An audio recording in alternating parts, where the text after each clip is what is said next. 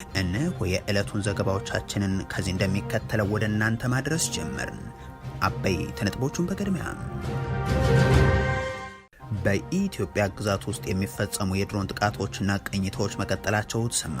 ይህ በእንዲህ እንዳለ ታጣቂ ኃይሉ በድንበር ቀጠና የከፈተውን ጥቃት ተከትሎ ግዛቶችን መቆጣጠሩ ታውቋል። የአየር ኃይል ዋና አዛዡ ይልማ መርዳሳ ደግሞ ዳር ድንበር ከመጠበቅ የተሻገረ አቅም አለን ይላሉ። ይህንን የተመለከተው መረጃችን ቀዳሚው ነው። የፋኖ ኃይሎች በአቶ ሽመልስ አብዲሳ አስተዳደር የጸጥታ ኃይሎች ላይ ጥቃት አደረስን አሉ። ጄኔራል አጫሉ ሸለመ ሊበታትኑን እየተፍጨረጨሩ ነው ሲሉ ተናግሯል። እንመለከተዋለን።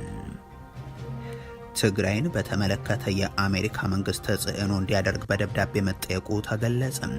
አሜሪካ እንዲፈረም ላደረገችው ስምምነት እንዲፈጸም የተከናወነው ክትትል ግን ዝቅተኛ ነው ሲሉ የአሜሪካ ሴናተር አሳውቀዋል። ወደ እናንተ ይደርሳል። ጨፍላቂዎች እና ጠቅላዮች እንዳይኖሩ አድርገናል ሲሉ አዳነች አበቤ ገለጹ። ህዝቡን በምግብ ራሱን እንዲችል አድርገናል፣ አሁን ወደ ውጭ መላክ ነው የምናስበው ሲሉም ተደምጧል። እናንተም ታደምጡታላችሁ። የአማራ ክልል የብልጽግና ሹማምንት ትግራይን የተመለከቱ ሰሞነኛ እንቅስቃሴዎቻቸው እያነጋገሩ ናቸው።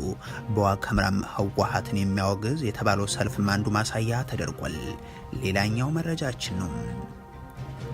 ዶናልድ ትራምፕ የኢራንን ባለ 14 ነጥብ እቅድ መረምረዋለሁ፣ ነገር ግን ወደ ጦርነት ልንመለስ እንችላለን ሲሉ ገለጹ። ከቴህራኑ ጦርነት በኋላ ዶናልድ ትራምፕ ወደ ኩባ ፊታቸውን ያዞራሉ መባሉን ተከትሎም ኩባም ተቃውሞዋን እየገለጸች ነው። አብራችሁን ስትቆዩ እነዚህን እና ሌሎችን መረጃዎችን ታደምጣላችሁ። ሰናይ ቆይታ ይሆንላችሁ። በኢትዮጵያ ግዛት ውስጥ የሚፈጸሙ የውጭ የድሮን ጥቃቶችና ቅኝቶች መቀጠላቸው ተሰማ። ይህ በእንዲህ እንዳለ ታጣቂ ኃይሉ በድንበር ቀጠና የከፈተውን ጥቃት ተከትሎ ቦታዎችን መቆጣጠሩ ታውቋል። የአየር ኃይል ዋና አዛዥ ይልማ መርዳሳ ደግሞ ዳር ድንበር ከመጠበቅ የተሻገረ አቅም አለን ይላሉ። ከሰሞኑ በኢትዮጵያ ግዛት ውስጥ የተፈጸሙ የውጭ የድሮን ጥቃቶች መነጋገሪያ ሆኖ መሰንበታቸው የሚታወስ ነው።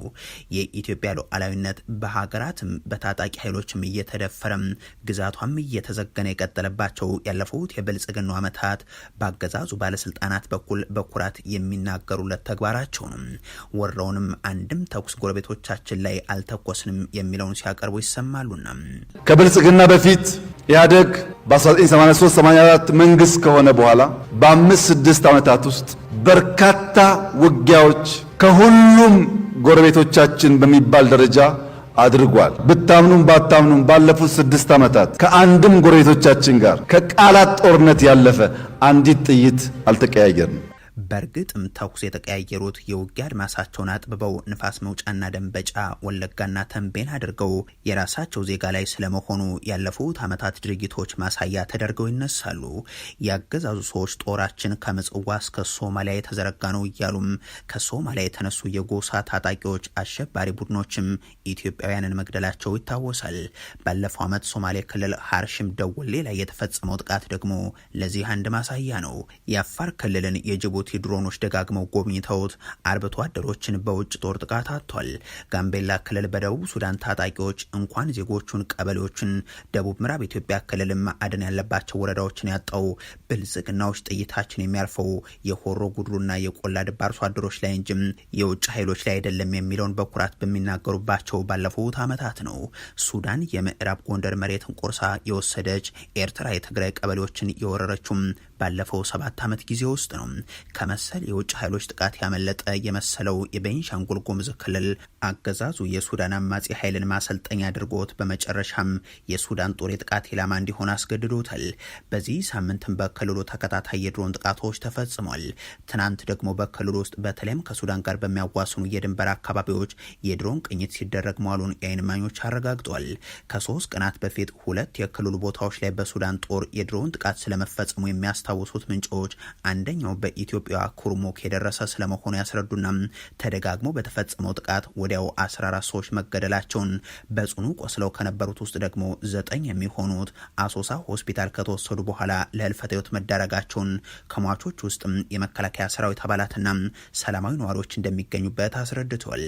ይህ ጥቃት ከመፈጸሙ ሰዓታትን አስቀድሞ ደግሞ በኩርሙክና ሶሳ መካከል ባለም የሱዳን ፈጥኖ ድራሽ ኃይል ታጣቂዎች የሕክምና አገልግሎት ያገኙበታል ተብሎ በሚገመት የጤና ማዕከል ላይ ሌላ ጥቃት ተፈጽሞ እንደነበርና ጉዳቱ ግን በውል እንዳልታወቀም አንስቷል። እነዚህ ጥቃቶች መፈጸማቸውና ከዛ በኋላም ተከታታይ የድሮንና የአውሮፕላን ቅኝቶች መቀጠላቸው የፈጠረው ስጋት ደግሞ በቀጠናው የሚከናወን የማዕድን ማውጣት ስራውን እንዳስተጓጎለውም አብራርቷል። እንዲህ የሀገሪቱ የአየር ግዛት በሚጣስበት ብቻ ሳይሆን ሰዎችን በየጊዜው በሚገደሉበት ሁኔታ የአየር ኃይሉ አዛዥ ሌትናንት ጀነራል ይልማ መርዳሳ ትናንት ያደረጉት ንግግር ደግሞም ኃይላቸው የሀገር ዳር ድንበርን ከመከላከል የተሻገረ አቅም ላይ መድረሱን የገለጹበት ሆኗል። ሰማዩም የኛ ነው የሚሉት እኒህ ወታደራዊ አዛዥ የሚመሩት ተቋም የጥፋት በትሩ ያረፈው ግን በጎጃም አርሶ አደሮች፣ በወሎ ሐኪሞች፣ በትግራይ ተፈናቃዮች ላይ መሆኑ ባለፉት ዓመታት ታይቷል። ብልጽግና ለተባበሩት አረብ ኤሚሬቶች ተልእኮ በሚል በቤንሻንጉል ጉሙዝ ክልል የከፈተው የሱዳን አማጽያን ካምፕም የሱዳኑን የእርስ በርስና የውክልና ጦርነት ወደ ኢትዮጵያ ጎትቶ አምጥቶታል። ይህን የህዳሴው ግድብ ጭምር መገኛ የሆነ ክልልን ሌላ የጦርነት ግንባር አድርጎታል። ከዚህ ጋር በተያያዘም ትናንት በክልሉ በአሶሳ ዞን በሸርቆሌ ወረዳ ውስጥ የቤንሻንጉል ህዝብ ነጻነት ንቅናቄ ታጣቂ ቡድን አባላት የመንግስት የጸጥታ ኃይሎች ላይ ተኩስ በመክፈት 2 ድንበር አካባቢ የሚገኙ ቀበሌዎችን መቆጣጠራቸው ተሰምቷል። የፋኖ ኃይሎች በአቶ ሽመልስ አብዲሳ አስተዳደር የጸጥታ ኃይሎች ላይ ጥቃት አደረሰን አሉ። ጀነራል አጫሉ ሸለመ ሊበታትኑን እየተፍጨረጨሩ ነው ሲሉ ተናግሯል። ከሰሞኑ የሰራዊቱ ከፍተኛ አዛዦች በተለያዩ መድረኮች ላይ እየወጡም አንዳንዶቹ ተደቁሷል፣ ሌሎቹ ደግሞ ሀገር ሊያፈርሱ ነው በሚል የውጭና የውስጥ በማለት የሚከፋፍሏቸውን ኃይሎችን ሲገልጹ ተስተውሏል። ይህ ቀጥሎ አጫሉ ሸለመ ላይ ደርሷል። እኒህ ወታደራዊ አዛዥ ጦላይ ላይ ተገኝቶም ተረኛ የእርስ በርስ ጦርነት ሰለባ ሊሆኑ የተዘጋጁ ወታደሮች ፊት በስም ያልገለጿቸውን አካላት ሊበታትኑን በቅንጅት እየሰሩብን ነው በማለት ከሷል። እኒህ በጀነራሉ ተቀናጅቷል ተብሎ የተገለጹ አካላት ድርጊትንም የመፍጨርጨር በማለትም አንስቷል። ከዛም እነዚህን አካላት እቁብ የመሰረቱ ናቸው በማለት ወንጅሏል። ሀገር እንዳይፈርስ ሳይሆን አገዛዝ እንዳይገረሰስ ላለፉት ዓመታት እየተዋደቁ የቀጠሉት እነዚህ ወታደራዊ አዛዦች በኦሮሚያ በአማራና ትግራይ የሚገኙ ኃይሎችን ተቀናጁብን፣ በውጭ ኃይሎችም ተደገፉብን በሚል በተደጋጋሚ ሲፈርጁ ይሰማሉ። ይህ ክስ ከሚቀርብባቸው አካላት መካከል የሆኑት የፋኖ ኃይሎች ደግሞ በኦሮሚያ ክልል ውስጥ ጥቃት ፈጸምን ብለዋል። በኦሮሚያ ክልል አዳማ ወረዳ ልዩ ስፍራው ሃሮ በተባለ ቀበሌ የነበረ የሽመልስ አብዲሳ አስተዳደር የሚሊሻ ኃይል ላይ ነው ጥቃት አደረሰን ሲሉ የገለጹት። በዚህም ከደረሰው ሰብአዊ ጉዳት ባሻገር ማረክናቸው ያሏቸውን የጸጥታ አካላትና የጦር መሳሪያንም አሳይቷል። የአማራ ክልል ከኦሮሚያ ክልል ጋር በሚያዋስኑ በዚህ የሰሜን ሸዋ ዞን ቀጠና አካባቢዎች ደግሞ የድሮን ቅኝት ትናንት ተመዝግቧል። በክልሉ የተለያዩ ስፍራዎች የሚፈጸሙ ጥቃቶችና ስብሰባዎችም መሳ ለመሳ ቀጥለዋል። ጎንደር አርማጭሆ እና በሰሜን ወሎ ሙጃ ግዳን ከተማ የነበሩ ጥቃቶችም ለአብነት ይነሳሉ። የብልጽግናው ከፍተኛ ሹማምንት የሚወዳደሩበትን ስፍራ ወደ ክልሉ ዋና ዋና ከተሞች አዘዋውረው የሚያደርጉት የምረጡ እንቅስቃሴ በአንድ በኩል፣ የፋኖ ኃይሎች በተቆጣጠሯቸው አካባቢዎች የሚያከናውኗቸው ይህ የምርጫን ድግስ የሚያወግዙ የአርሶ አደሩ ስብሰባዎች ደግሞ በሌላ በኩል እየተደረጉም ናቸው። የኦህዴድ ብልጽግናው ሹም የሆኑት አቶ ተመስገን ጥሩነህ በድጋሜ ወደ ባህር ዳር ስገባ ደማቅ አቀባበል ተደረገልኝ ብለው ለምርጫ ቅስቀሳ ማምራታቸውን ያሳወቁበት ሁነትም ከዕለቱ ክስተቶች ውስጥ ይገኝበታል። ጨፍላቂነትና ጠቅላይነትን አጥፍተናል ሲሉ አዳነች አቤቤ ገለጹ። ህዝቡ በምግብ ራሱን እንዲችል አድርገናል፣ አሁን ወደ ውጭ መላክ ነው የምናስበው ሲሉም ተደምጧል። የብልጽግናው ሹማምንት የሰሞኑ መድረኮች ተአምር ሰርተን ተሰደብን፣ ሀገር ቀይረን ምስጋና አጣን የሚሉ ሆኗል። አብይ አህመድ 24 ሚሊዮን ተረጅን ከረሃብ አወጣን ሲሉት ሰምተው ተወቀስኩ በማለትም አማረው አቅርበዋል። አዳነች አቤቤም ፍቅር ስንላቸው ወደ ጦርነት ገቡ፣ የመናገር ነጻነት ስንሰጣቸው ወደ ስድብ ሄዱ እያሉ በስም ያልጠቀሷቸውን አካላት ያማረሩት በአዲስ አበባ መሀል ገቡና አወጡን ከዳር የሚሉ ድሮ ኮንዶሚኒየም ከዳር ደረሰ ብለው የሚጨፍሩ አካላት ናቸው ሲሉም የገለጹት 100 ሺህ ሴተኛ ዳር የነበረበትን ከተማ ብንቀይርም ያጋጠመን ትችት ሆነ ብለው የተናገሩት ከቀናት በፊት ነው። አሁን ደግሞ ኢትዮጵያ ውስጥ ጨፍላቂ ተጨፈለቀም፣ ጠቅላዩም ጠፋ በሚል ንግግር ተመልሷል። የሚጨፈልቅ የሚጠቀልል የሚገለል እንዳይኖር አደረግን እያሉም አቅርበዋል። ዛሬ ኢትዮጵያ ውስጥ እጨፈለቃለሁ ብሎ የሚያስብ ማህበረሰብ የለም። ዛሬ ኢትዮጵያ ውስጥ በተለየ ሁኔታ እገለላለሁ ብሎ የሚያስብ ማህበረሰብ ዛሬ ሀገራችን ኢትዮጵያ ውስጥ በበላይነት እጠቀልላለሁ ብሎ የሚያስብ የለም፣ ሊሆንም አይችልም። እንዲህ ያለው ንግግር የሚቀርበው በማንነታቸው መቶ ሺዎችን በርዕሰ መዲናው አዲስ አበባ ብቻ ካሰርና ካገለለም በሀገሪቱ ደግሞ ሚሊዮኖችን ካጋደለ አገዛዝ ሹማምንት በኩል ነው። የዚህን የማግለል የማፈናቀልና የማጋደል ፖሊሲያቸው ውጤት የሆኑ በርካታ ሚሊዮን ኢትዮጵያውያን በተባበሩት መንግስታት የቅርብ ሪፖርት መሰረት 22 ሚሊዮን ዜጎች የምግብ ድጋፍም የሚሹ ሆኗል። ወይዘሮ አዳነች አቤቤ ግን የለም በምግብ ራሳችሁን እንድትችሉ አድርገናል በሚል ሲያሰሙ ይደመጣሉ። ዛሬ ስንዴን በአገራችን አምርተን በምግብ ራሳችን እንችለናል። እስከ መላክ ድረስ አልመን ደግሞ እየሰራን ያለነው። ተመሳሳይ በምግብ ራሳችን እንችለናል የሚሉ የባለስልጣናት ንግግሮች ከሌሎች የራሳቸው ምክንያቶች ጋር ተዳምረው ዓለም አቀፍ ረጂዎችን ከኢትዮጵያ እያራቃቸው ይገኛል። ከሰሞኑም አሜሪካ ለኢትዮጵያ ድጋፍ ፈላጊዎች የምታቀርበውን ድጋፍ የራሷን ምክንያት በማቅረብ ልታቋርጥ ስለመሆኑ መግለጿ የሚታወስ ነው። ትግራይን በተመለከተ የአሜሪካ መንግስት ተጽዕኖ እንዲያደርግ በደብዳቤ መጠየቁ ተገለጸም። አሜሪካ እንዲፈረም ላደረገችው ስምምነት እንዲፈጸም የተከናወነው ክትትልን ዝቅተኛ ነው ሲሉ የአሜሪካ ሴናተር አሳውቋል። የአሜሪካ ሴኔት የውጭ ግንኙነት ኮሚቴ ከፍተኛ ባል የሆኑት ጄን ሻሂን ለውጭ ጉዳይ ሚኒስትሩ ማርኮ ሩቢዮ በላኩት ደብዳቤ ነው ይህ የተመላከተው። አሜሪካ ለኢትዮጵያ የምታደርገው የተረጂዎች ድጋፍ ሊቆም መሆኑን ተከትሎ በተጻፈው በዚህ ደብዳቤ ላይ የፕሪቶሪያው ስምምነትን በጉልህ ተነስቷል።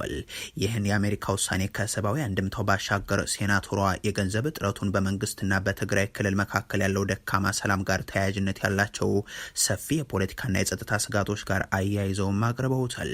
በፌደራል መንግስትና በትግራይ ኃይሎች መካከል ተቀስቅሶ የነበረው ጦርነት ያስቆመው የሰላም ስምምነት እንዲደረስ አሜሪካ የነበራትን ሚና ማስታውሰው፣ ነገር ግን አፈጻጸሙ ላይ በቂ የዲፕሎማሲ ተጽዕኖ እንዳልተፈጠረ አብራርቷል።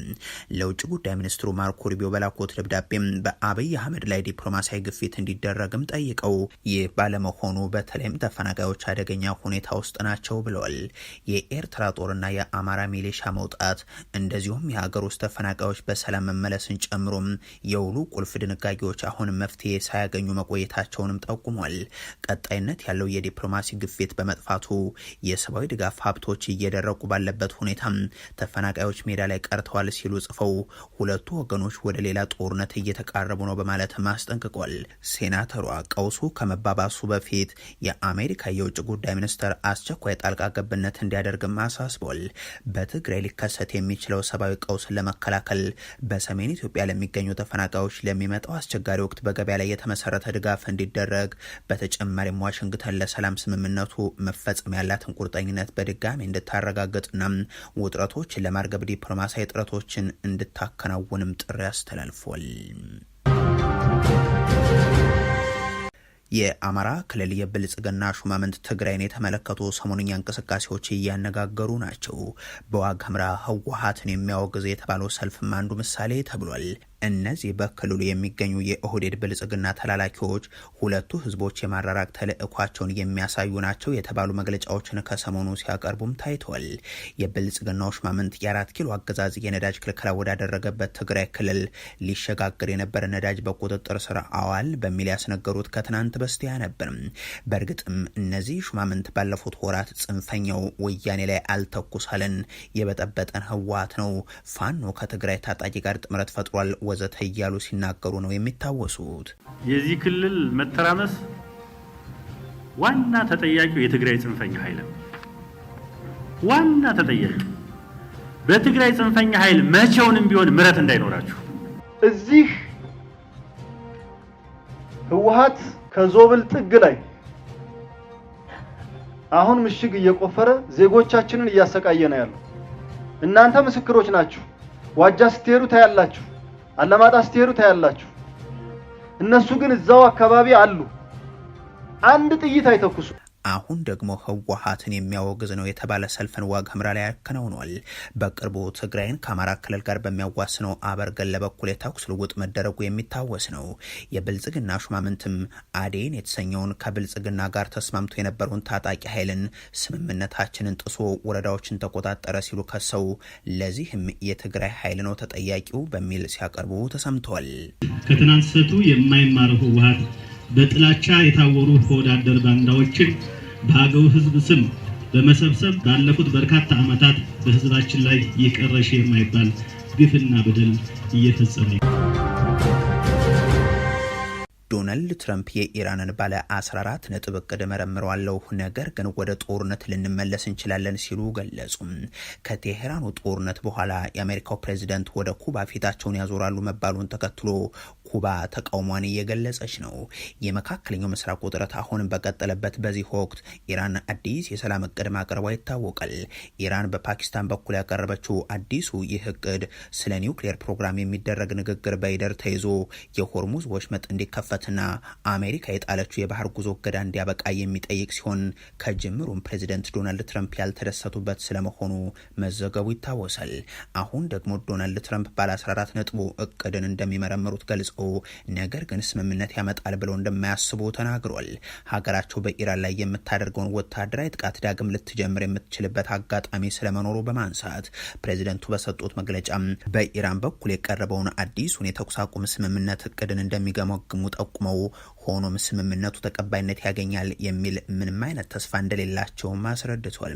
ዶናልድ ትራምፕ በግል ገጻቸው ላይ ባሰፈሩ ጽሁፍ ደግሞ ኢራን ባለፉት 47 ዓመታት በሰው ልጅና በዓለም ላይ ላደረሰችው ጥፋት እስካሁን በቂ ዋጋ ስላልከፈለች የስምምነት ተቀባይነት ይኖረዋል ብዬ ማሰብ አልችልም በማለት የሰላም ጥሪውን ማጣጣላቸውም ይታወሳል።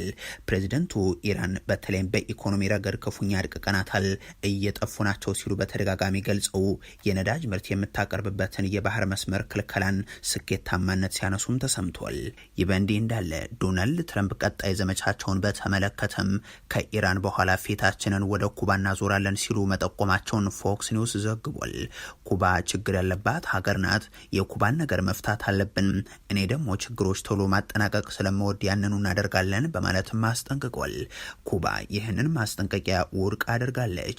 ከሰሞኑ የተጣለባትን ማዕቀብንም ግፍ ነው ስትል አጣጥላለች። የአሜሪካው ፕሬዚደንት ዶናልድ ትራምፕ የኩባ የኢነርጂ፣ የመከላከያ፣ የፋይናንስና የደህንነት ዘርፎች ባለስልጣናት እንደዚሁም የሰብአዊ መብት ጥሰት ወይንም ደግሞ ሙስና ፈጽሟል የተባሉ ግለሰቦችን ኢላማ ያደረገ ማዕቀብ የሚጥል ፕሬዝደንታዊ ትዕዛዝ ከትናንት በስቲያ ፈርመዋል። የአሜሪካ እገዳ በመላ ሀገሪቱ የኃይል መቋረጥና የነዳጅ እጥረት እንዲፈጠር ምክንያት ሆኗል። በደሴቷ ሀገር ላይ የሚከተሉትን የውጭ ጉዳይ ፖሊሲ የበለጠ እያጠበቁ የሚገኙት ትራምፕ የሀገሪቱን ኮሚኒስት መንግስት የመቀየር ፍላጎት እንዳላቸውም አመልክቷል። ከኢራን ስንመለስ ከታላላቅ መርከቦቻችን አንዱን ምናልባትም በዓለም ትልቁ የሆነውን ዩኤስኤስ አብርሃም ሊንከንን የአውሮፕላን ተሸካሚ መርከብ እንዲሄድ እናደርጋለን። ከባህር ዳርቻው 100 ያርድ ርቀት ላይ ሲቆም በጣም እናመሰግናለን፣ እጅ ሰጥተናል ይላሉ ሲሉም ተደምጧል። የኩባ የውጭ ጉዳይ ሚኒስትር ብሩኖ ሮድሪጌዝ ደግሞ በኤክስ ገጻቸው ላይ ባሰፈሩ ጽሁፍ እንዲህ አይነት የተናጠል አስገዳጅ እርምጃዎች የተባበሩት መንግስታት ቻርተርን ይጥሳሉ ሲሉ ገልጿል። ይህን አይነት እርምጃዎች በኩባ ህዝብ ላይ የጅምላ ቅጣትን ለመጣል ያለሙ ናቸው በማለት አንስተው የውጭ ጉዳይ ሚኒስትሩ በሀገሪቱ የተካሄዱ ሰልፎች ቪዲዮዎችን አጋርተው ህዝባችን ሽብርክ አይልም ብለዋል። ለዛሬ ያሉን መረጃዎች ይህንን ይመስሉ ነበር። አበቃን። ቸር ያሰማን።